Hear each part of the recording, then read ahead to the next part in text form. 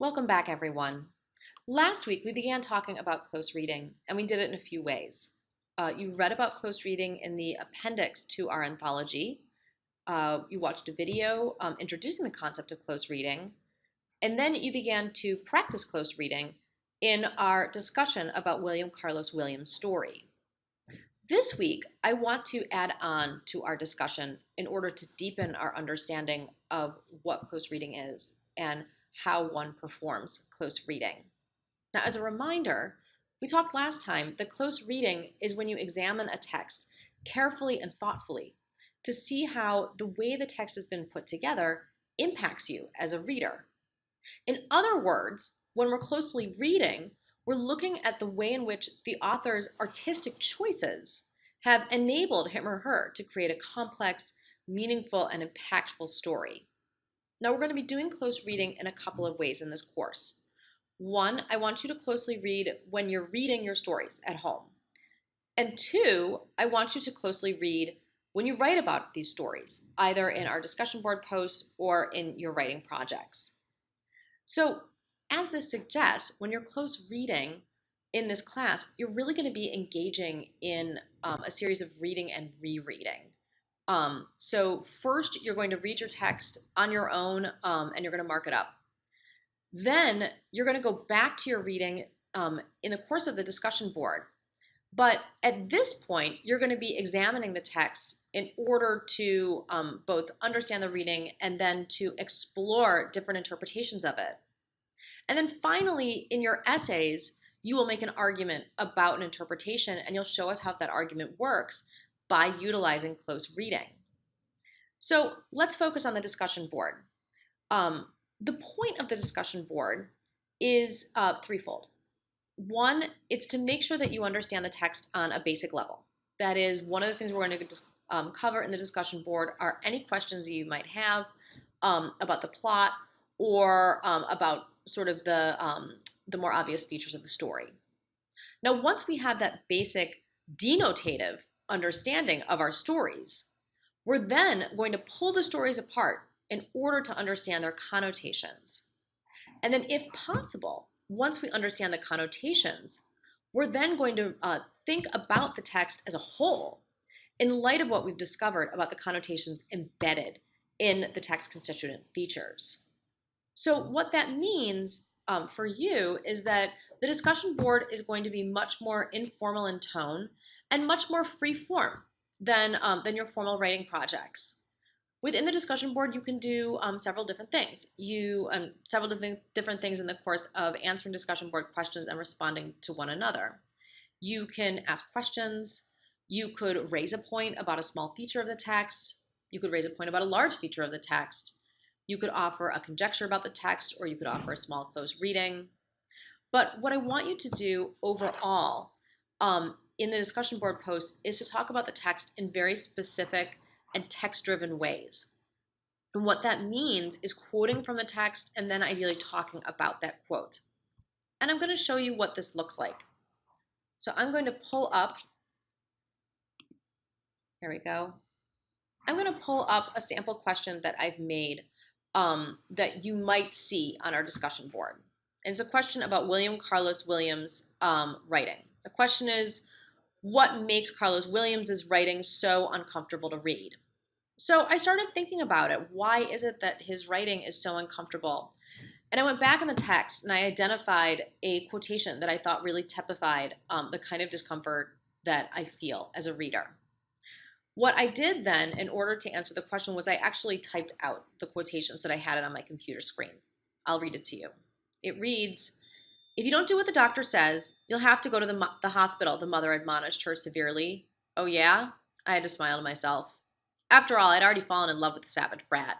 The parents were contemptible to me. In the ensuing struggle, they grew more and more abject, crushed, exhausted, while she surely rose to magnificent heights of insane fury of efforts, bred of her terror of me. And then you'll notice at the end, I've actually put the page number for the quote in parentheses. So once I had the quote, I began to think about why it is that that quote made me so uncomfortable. And then from there, I began to formulate my answer to the question. And here's my answer. And in this answer, I think is a model for the way that you should think about formulating your own discussion board posts. Here's the answer. I think the reason Carlos Williams' story is so uncomfortable is that he portrays a doctor violating our perceptions of how we think doctors should act. He does this by letting us in on the doctor's thoughts about the patient. Doctors should be caring, objective, and selfless, but this doctor seemed angry, biased, and strangely impassioned by his patient, a young child. His passion for the child might be the most uncomfortable aspect of his thoughts. For example, quote, "If you don't do what the doctor says, you'll have to go to the hospital," the mother admonished her severely. "Oh, yeah?" I had to smile to myself. After all, I had already half fallen in love with the savage brat. The parents were contemptible to me.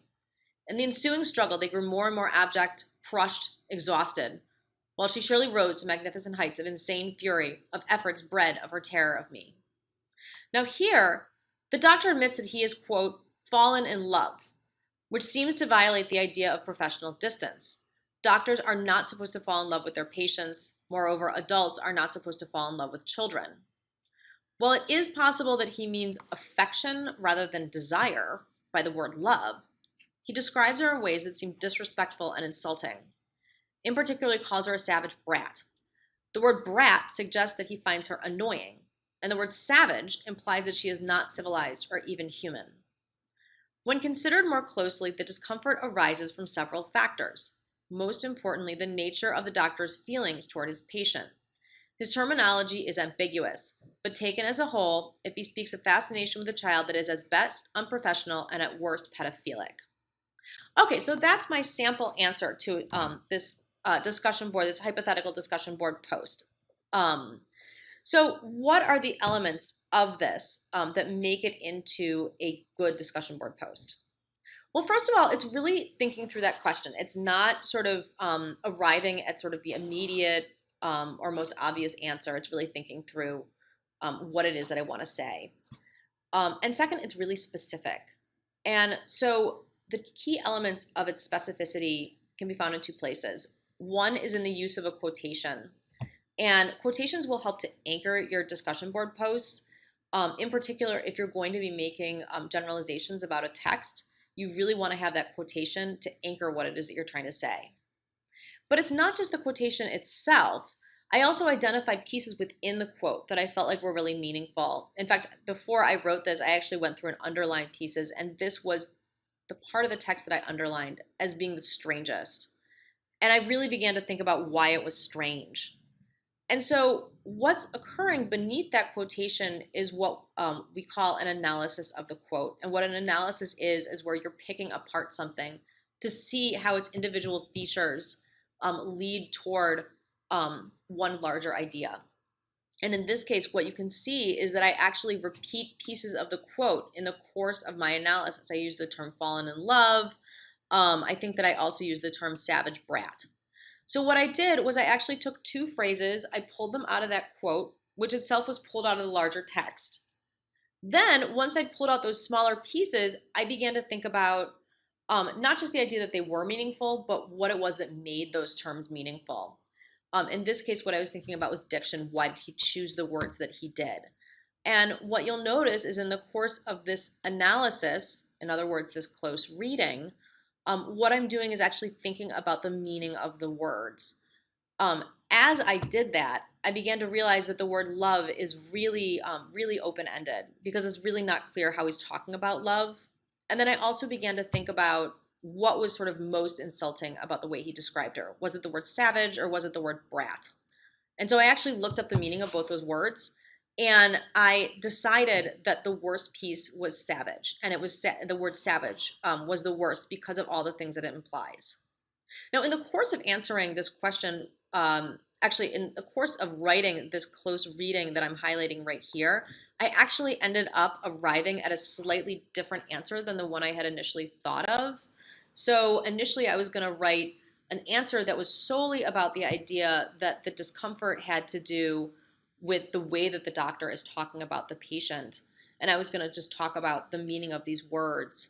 In the course of doing that, one of the things that I realized is that part of this author's style is to use words that mean more than one thing. And so that's actually what I ultimately uncovered which I discuss down here, and then link back to my original reading. So I hope that this has given you a sense of the kinds of things that I'm looking for when I'm reading discussion board posts. Please let me know if you have any questions, and I will look forward to seeing you in our next video about Raymond Queneau.